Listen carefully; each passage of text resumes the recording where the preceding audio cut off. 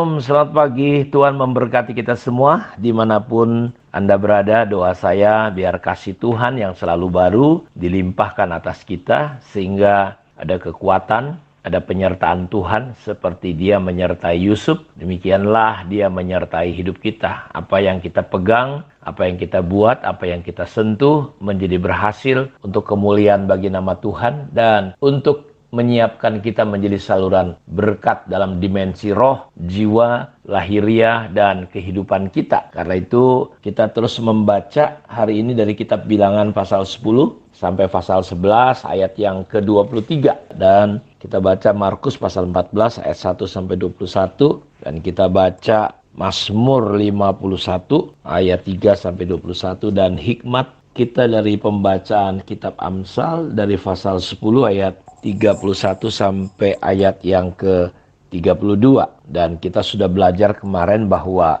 untuk kita bisa menang di dalam proses-proses yang kita lewati, karena di balik semua proses itu pasti ada persiapan Tuhan untuk kita. Setan bisa saja mereka-reka yang jahat, tapi Tuhan akan merubah semuanya itu menjadi baik, indah, dan mempersiapkan kita untuk kita menjadi orang yang siap menjadi berkat seperti Yusuf. Dan karena itu kita perlu mengenali diri kita. Siapa diri kita? Pengenalan akan diri kita itu akan menolong kita bisa melewati fase dalam proses-proses itu. Nah, yang kedua, kita perlu mengenali kebenaran Tuhan. Jadi untuk kita bisa menang dalam langkah-langkah proses Tuhan dalam hidup kita, kita perlu mengenal kebenaran. Dalam Yohanes 8 ayat 31 sampai 32, jikalau kamu tetap dalam firman-Ku, kamu benar-benar adalah murid-Ku, dan kamu akan mengetahui kebenaran,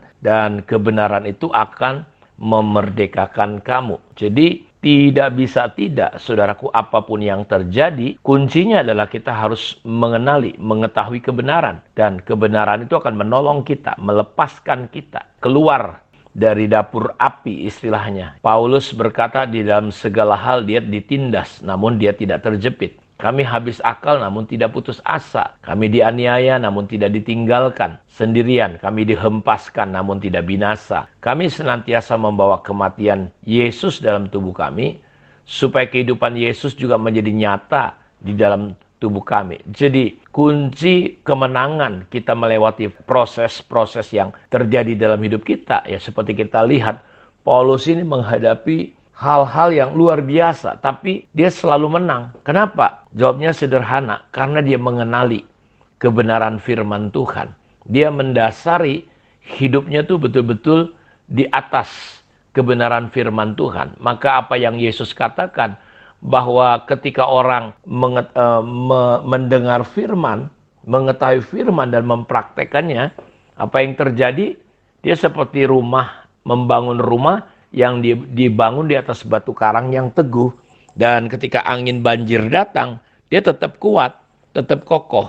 Karena itu kita perlu melihat di sini bagaimana Yesus yang dihempaskan, terjepit, tapi betul-betul dia bisa mengalami kemenangan. Kuncinya adalah kita mengenal kebenaran. Ketika kita mengetahui kebenaran, kebenaran itu kan membawa kita pada level kondisi di mana kita merdeka. Ya, kita tidak lagi mudah terikat, tidak lagi mudah mengalami hal-hal yang manja, di mana kita kehilangan banyak energi, kehilangan banyak. Ketika kita mengetahui kebenaran, maka kebenaran itu akan memerdekakan kita.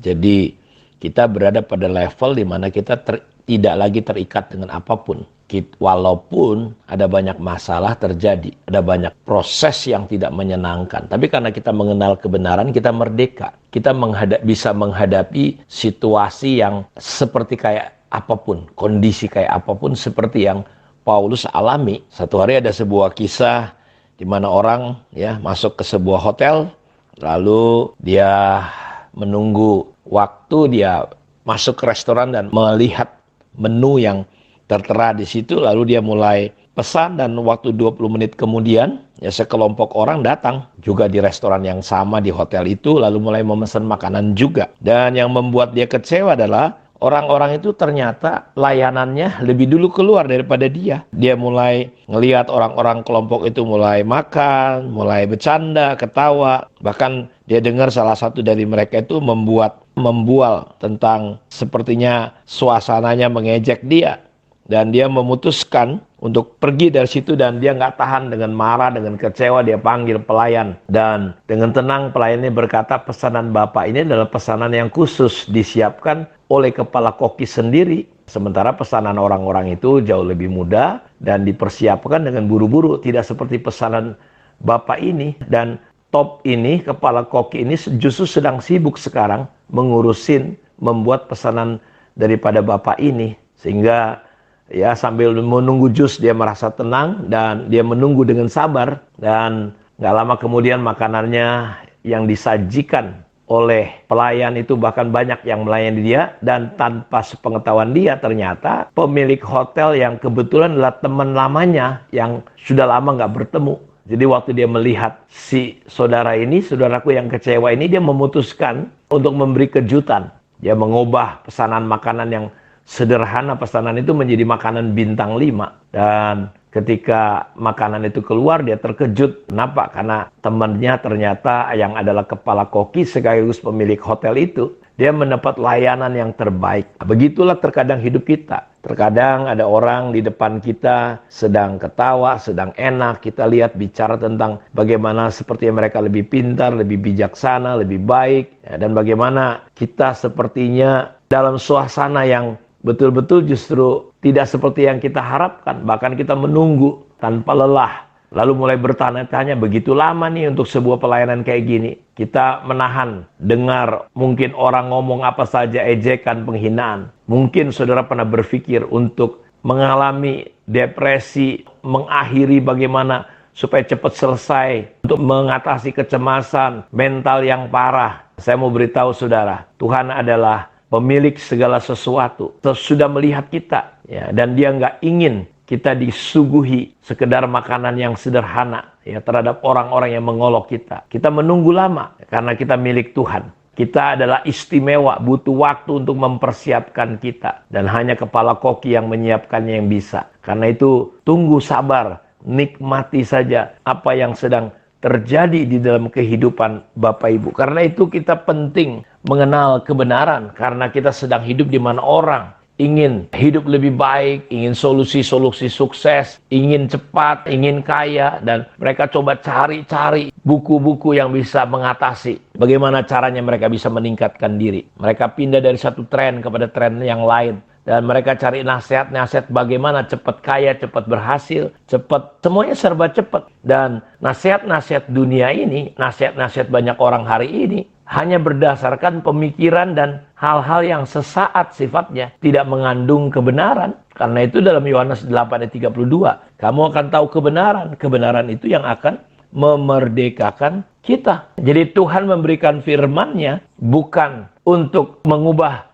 hidup dan memerdekakan hidup kita. Jadi firman diberikan bukan untuk menambah pengetahuan kita. Banyak orang pengetahuannya udah sampai di Amerika, tapi pengalamannya ya masih di rumah, di jalan, di tempat. Pengetahuan hanya bikin kita sombong. Jadi firman Tuhan, kebenaran Tuhan, tujuannya diberikan untuk mengubah dan memerdekakan hidup kita. Hanya firman Tuhan yang dapat menjawab sebenar-benarnya. Hanya kebenaran Tuhan yang dapat diandalkan saat ini untuk menyelesaikan setiap akar masalah kita. Jadi firman Tuhan itu dahsyat, luar biasa, nggak pernah lekang dengan waktu. Jadi firman Tuhan adalah jawabannya. Karena itu temukan, alami, praktekkan. Ini adalah kunci untuk kita bisa mengalami kemenangan atas kehidupan kita. Dalam Roma 15 ayat 4, sebab segala sesuatu yang ditulis dahulu telah ditulis untuk menjadi pelajaran bagi kita, supaya kita teguh berpegang pada pengharapan oleh ketekunan dan penghiburan dari kitab suci. Kenapa kita perlu, saudara, firman Tuhan? Bahkan membaca kisah-kisah orang-orang yang ada dalam